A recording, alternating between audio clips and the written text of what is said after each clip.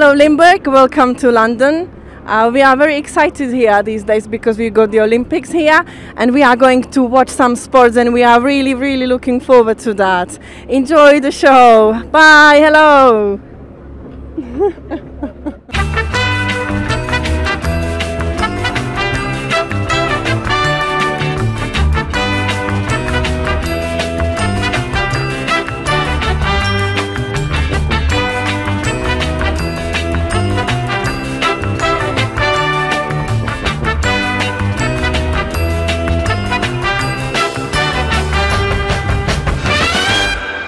Goedenavond dames en heren, maandag marktdag hier in Engeland en ook een teken dat de rust is weergekeerd. Zo dadelijk gaan we naar Peter Hellebrand, die kwam vandaag in actie.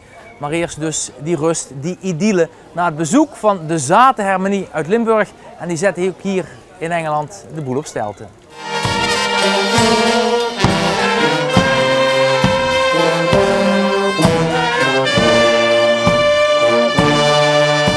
De Olympische Spelen is toevallig in Londen en dat is erg dicht in de buurt. Dus we dachten, nou, laten we daar die Olympische cultuur ook maar even uitdragen.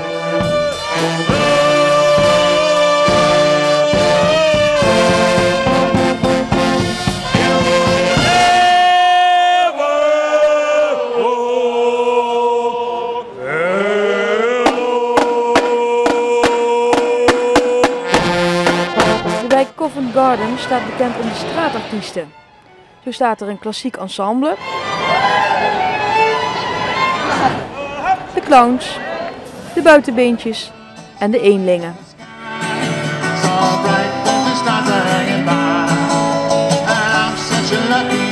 De Hughes Harmony Limburg Orange heeft een mooi plaatsje uitgezocht midden op het plein. Maar daar zijn de andere artiesten niet van gediend. We go to Holland. Okay, it's okay. And who the fuck are you? Get out of it. Dat is echt Londen ten top. Ik heb hier heel lang meegemaakt in de afgelopen dagen. En dit is weer goed, de jongens moeten van leven, dus die hebben wel een punt. En dus mag de Harmonie onder leiding van George Vossen 2 nummers doen. Onder voorwaarde dat het opgehaalde geld naar de straatartiesten gaat.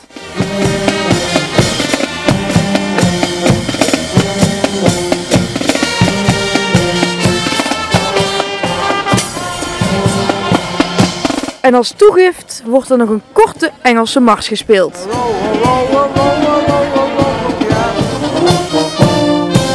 It's fabulous, yeah, it was really good, yeah. In Maastricht zijn het de echte Zatenharmoniekers. In het noorden zijn het de Hughes-kapellen. En dit is eigenlijk een mengeling van alle goeds, laat ik het zo dan maar noemen. Ja, welkom. Het geld is zoals afgesproken voor de boze straatmuzikanten. Al zijn die opeens een stuk vrolijker als ze de buit zien. Thank you very much. Thanks. I've made a fortune.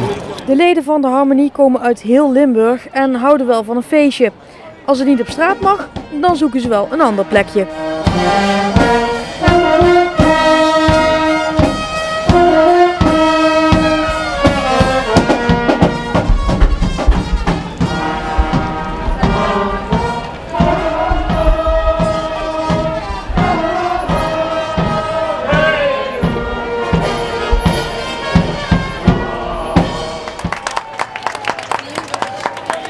Covent Garden staat natuurlijk bekend om de straatmuzikanten en om de toneelspelers, maar dit zijn ze niet gewend.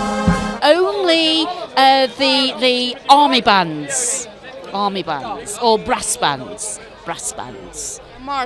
Marching bands, not as good as the Dutch. No, not as good as the Dutch. Yeah, it wasn't what I was expecting to see when we came down the road, but it's very good. Yeah, excellent. Come on, Dutchland!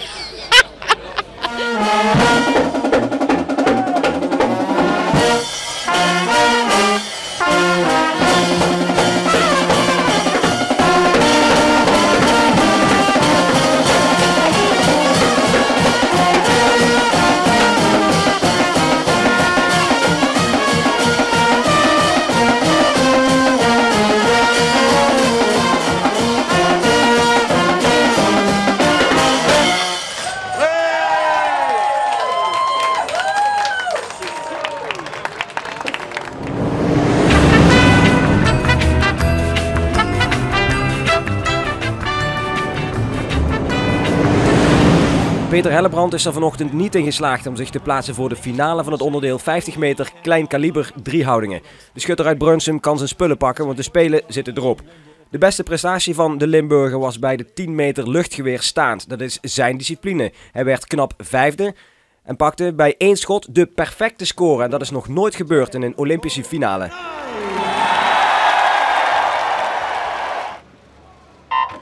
Voor Jury Verlinde uit Melick en Dion Dreesens uit Venray zitten de Spelen erop. 1 7e plek met de estafetteploeg was dit weekend het resultaat.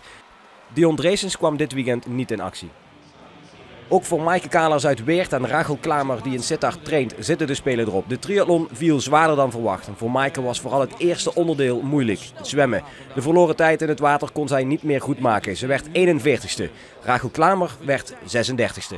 De Limburgers kwamen er dus niet aan te pas in de finale, maar het was ongemeen spannend. Fantastisch, daar komt de Zweedse. Dat zou een sensatie zijn. Wordt het Lisa Norden of wordt het de Zwitserse Spierik? Het is centimeterwerk, daar komt Norden. Het is een sensatie. Het wordt de... Nou, zegt u het maar. Zegt u het maar. Zegt u het maar. Het is minimaal. En het wordt Spierik. Zo zien we aan de uitslag. Ja, zover het Olympische nieuws. We gaan naar een ander Limburgs verhaal hier op de Olympische Spelen. En dat is de auto, de officiële Olympische auto. Want die komt binnenkort naar Limburg. De laatste dagen heeft u al vaker beelden gezien van het Conningbrook Hotel. Deze dagen omgedoopt in de Limburg Lounge. Met roeister Maaike Het uit Meersen die de bezoekers verwelkomt. De Engels aan de bar. Hallo Limburg. En Jury Verlinde bij de lunch. En dat wordt organisatorisch allemaal overeind gehouden door deze dame. Hello there, I'm Eve and I work as a receptionist here at the Conningbrook Hotel. En Eve is onze hulp in nood op het moment dat we als verslaggevers overdonderd worden door alle Engelse indrukken. Want waar zouden we u als Limburgse kijker nu een plezier mee kunnen doen? Wat is hier interessant voor Limburg? I would also suggest perhaps Covent Garden to see all the street theatre as well. You definitely need to go and see the Olympic Mini also. And maybe go to the West End, take in some shows, take a look at all the theatres as well. Oh, wat hoorden we daar? The Olympic Mini also. De Olympische Mini, dat is de auto van Netcar. Kijk. De overname van Netcar is weer een stap dichterbij gekomen. BMW namelijk heeft vandaag gezegd minis te gaan maken in Born. En zo is het zoeken naar de Engelse Mini. Deze is het niet, maar deze lijkt erop. En nu op zoek naar de echte. En zo begint de tocht naar de geboorteplaats van de Engelse Mini. En daarvoor moeten we naar Oxford, zo'n uurtje rijden ten westen van Londen. Want BMW, het moederbedrijf, wil de productie van deze minis opschroeven. Vanaf 2014 zouden er zo'n 60.000 tot 90.000 minis gebouwd gaan worden in Born. Netcar wordt dan een nevenvestiging van deze fabriek in Oxford. Geografisch ook logisch, want Born ligt niet al te ver van Zuid-Engeland. De plek dus waar deze dagen ook de Olympische Mini gemaakt wordt. En dit is hem dan. This is the Mini Olympic 2012. So there's 2012 of these being made. And they've sold fantastically well. En het is dan ook een mooi exemplaar die alleen geleverd wordt in de kleuren van de Engelse vlag, wit, rood en blauw. In het interieur is het logo van de Olympische Spelen verwerkt en op het witte dak vind je het embleem van Londen 2012. En ook het dashboard is Olympisch uitgerust. You've got the piano black trim that runs across here with the skyline of London across there, which just adds to the spec and to the feature of the car. It's lovely. En dan willen we natuurlijk ook een rondje rijden in dit beestje van €25.000. De chauffeur stapt rechts in, so far so good, totdat de baas voor de auto gaat staan. Because of insurance and apparently she's not a very good driver. But that's what you said earlier. Ik vind het echt belachelijk.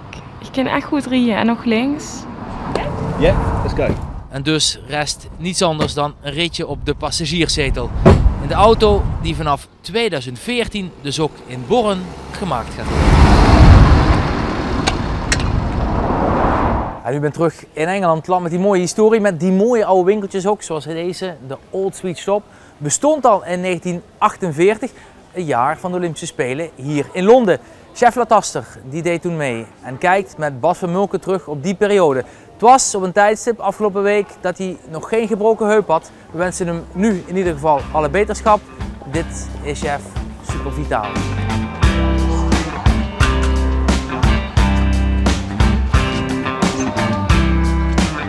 Zo, het zijn weinig boeten. Lekker even, hè? Ja. Bless my heart, bless my soul. Didn't think I'd make it to 22 years old. Kan ik hier gaan zitten? Kom maar pap, dan gaan we even de bus in. Lataster, hè? Chef Lataster, voormalig topatleet en onlangs 90 jaar geworden. Hij neemt ons mee naar zijn eigen bushalte, de Chef Latasterhalte in Hulsberg. En hij wordt nog steeds herkend. Ik heb altijd gedroomd dat chef nog eens zou zien.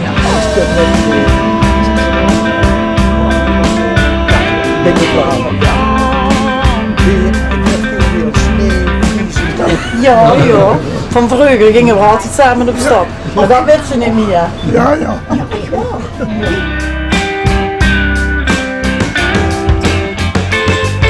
Lataster neemt zich de moeite om samen met zijn oudste zoon Jacques, schoondochter Marleen aan onze ploeg een busrit te maken. Zoals hij dat vroeger ook deed. Jacques, wie is het dan met de pap nog eens in de bus te zitten? Hoe lang is dat geleden? Nou, dat is heel erg lang geleden. Als jong kind hebben we dat gedaan. Van Hoensbroek naar Heerlen. Omdat we van Heerlen komt eigenlijk, dat ik dat zeg. Ik kom één keer per jaar, maar ik ga terugkomen. Ja. Ja. Prachtige hoezen, mooi. Leuk hè?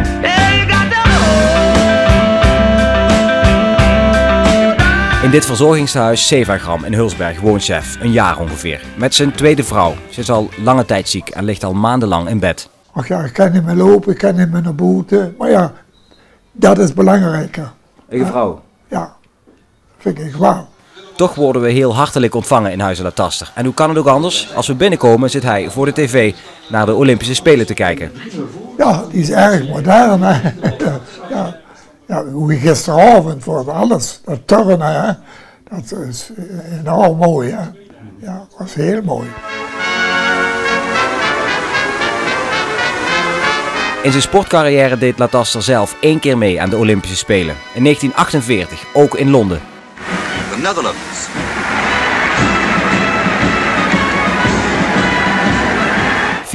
...64 jaar geleden liep Lataster de 5000 en de 10.000 meter op de Spelen. Number 203. He's been well there from the start, and now to the front he goes with that devastating stride that took him to victory in the 10,000 meters. 7e plaats. En toen waren een ronde te weinig gelopen, zagen ze, maar dat was niet zo. Dat hebben ze later hersteld. Hij heeft geen ronde te weinig gelopen? Ja, gewoon een ronde te weinig gelopen, zagen ze, maar het was niet waar. The time 12 seconds flat. Het waren natuurlijk ook de Spelen van Fanny Blankers-Koen, die alles won wat er te winnen viel. In 11.2 seconds, a new Olympic and world record. Maar tegenwoordig is er van de lichting Olympiërs van 48 niet veel meer over. Dit is het buksje van Londen in 1948. Ja, hier heb je hier met gedaan. 48, ja. En nu staat bij de atletiek, staan alle namen die erbij hebben gedaan. Daar staat Geer ook bij, Jeff Lataster. Ja. Maar wat opvalt is dat Geer en Gerda van der Kade de enige zijn waar nog geen Krutske achter staat. Ja. Die zijn allemaal overleden, die lui. Zit je? Ja. Dus je zit eigenlijk de laatste, ja. in ieder geval van de mannen, die überhaupt nog leven. Ja. Ruime tijd blijven ze bij elkaar, maar Lataster verhoogt zijn tempo dusdanig dat Groene moet laten gaan. Alleen gaat de man uit Heerlen nu verder. Tot een medaille kwam het niet in 48, maar Lataster heeft te veel gewonnen in zijn sportcarrière.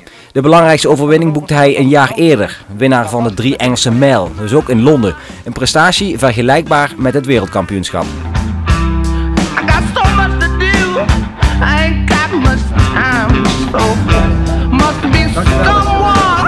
Chef Lataster, een vriendelijke man met een groot hart. Zijn sportieve prestaties die staan, voor altijd. Maar voor Chef zijn tegenwoordig andere dingen belangrijk. Zijn 4 zoons, 1 dochter en vooral de gezondheid van zijn vrouw. De vrouw, dat vind ik erg belangrijk. Hè. Ja, dat is ook belangrijk, uiteraard. Ja. Maar ze denken, die liggen laag mond, plat. Ja.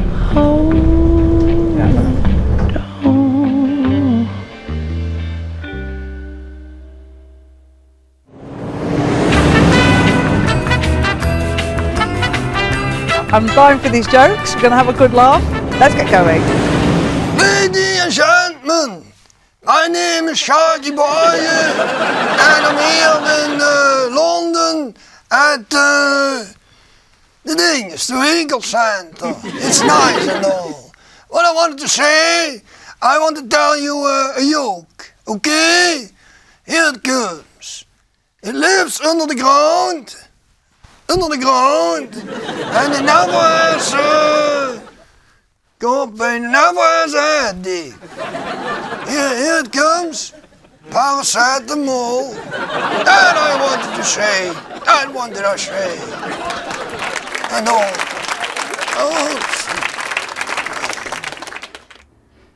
Yeah, not very funny. I think he's trying to say paracetamol, like a mole. Yeah. Not easy to understand in Dutch, not easy to understand in England. I'm not sure if that's going to go down very well. No, it's not my joke, not very funny. Hey, bye-bye! Thank you for watching. Bye-bye!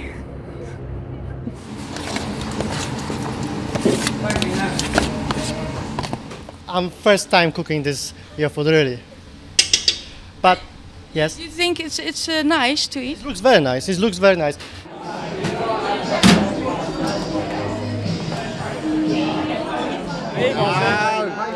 No.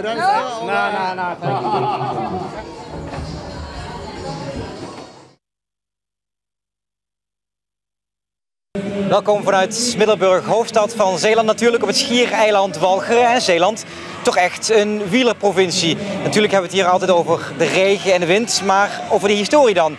Theo Middelkamp, Nederlands eerste wereldkampioen op de weg. Theo Middelkamp, Nederlands eerste Tour-etappenwinnaar. Jan Raas, hoeven we niet meer voor te stellen. Kees Priem, Johnny Hogeland op dit moment. Allemaal grote coureurs en ook grote wedstrijden werden hier in Zeeland gereden. Over grote wedstrijden gesproken, 2 jaar geleden nog, toen hier op dezelfde plek de Giro aankwam met toen als winnaar Wouter Weiland. Inderdaad, die Wouter Weiland die een jaar later in dezelfde Giro op tragische wijze om het leven kwam. Max van Heeswijk. Wouter Weiland, je hebt nog zelf met hem gekoerst. Ja, zeker. Het eerste jaar toen hij beroeps werd, toen klopte hij mij in de Ronde van Denemarken en dacht gelijk van wat talent komt hier aan. En het was een hele sympathieke jongen, echt ook een vriend van Bonen. En het verwonderde me eigenlijk ook dat hij toen op een gegeven moment wegging bij Lefevre voor die Leopardploeg. En heel erg tragisch wat toen voorviel natuurlijk. Ja, de organisatie en de gemeente, de provincie heeft toen besloten om hier een gedenksteen te plaatsen ter nagedachtenis aan Wouter Weiland. En dat is dus hier direct naast de finish. En dat is een mooie geste geweest. Goed, hebben het over de Eneco Tour. Natuurlijk, alle ogen zullen worden gericht op de man die terugkeert na een schorsing.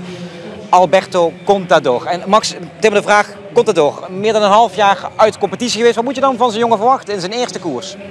Nou ja, ik denk toch dat hij dit ziet als een voorbereidingswedstrijd op de Vuelta. Natuurlijk ook, ik weet dat hij heel hard kan trainen, maar met deze wind en alles is het niet de wedstrijd die hem echt ligt. Dus ik verwacht niet dat hij hier alles uit zijn kast gaat halen.